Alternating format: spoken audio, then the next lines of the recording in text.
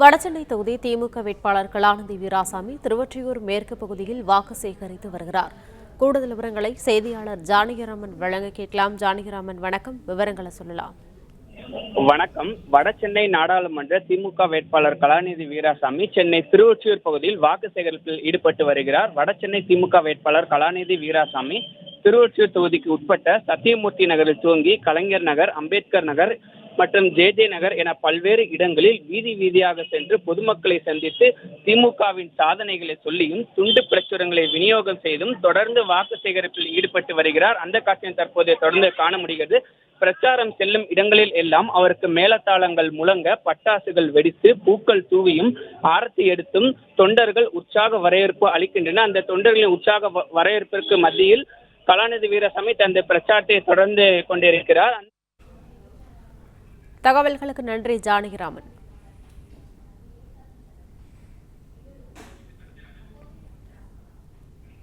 தஞ்சாவூர் அன்னை சத்யா விளையாட்டு மைதானம் பகுதியில் பாஜக வேட்பாளர் கருப்பு முருகானந்தம் அங்கு வாக்கு சேகரிப்பில் ஈடுபட்டிருந்த திமுகவினருக்கும் துண்டு பிரசுரம் வழங்கி வாக்கு சேகரித்தார். கூடுதல் விவரங்களை செய்தியாளர் ராஜா வழங்க கேட்கலாம். ராஜா, வணக்கம். விவரங்களை சொல்லலாம். வணக்கம். இன்று மாலையுடன் தேர்தல் பிரச்சாரம் நிறைவடைய உள்ள நிலையில் வேட்பாளர்கள் வாக்கு சேகரிப்பில் தீவிரமாக ஈடுபட்டு வருகின்றனர். தஞ்சை தொகுதியில் பாஜக சார்பில் போட்டியிடும் வேட்பாளர் கருப்பு முருகானந்தம் இன்று மருத்துவக் கல்லூரி சாலையில் உள்ள அன்னை சத்யா விளையாட்டு அரங்கில் வாக்கு சேகரிப்பில் ஈடுபட்டார். அப்போது நடைபயிற்சியில் ஈடுபட்டிருந்தவரிடம் துண்டு பிரசுரம் கொடுத்து வாக்கு கேட்டார்.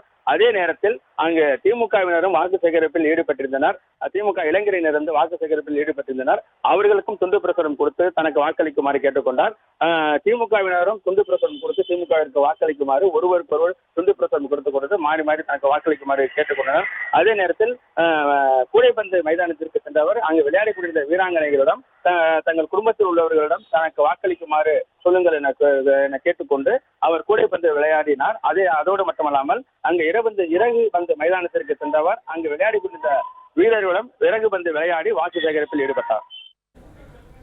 தகவல்களுக்கு நன்றி ராஜா.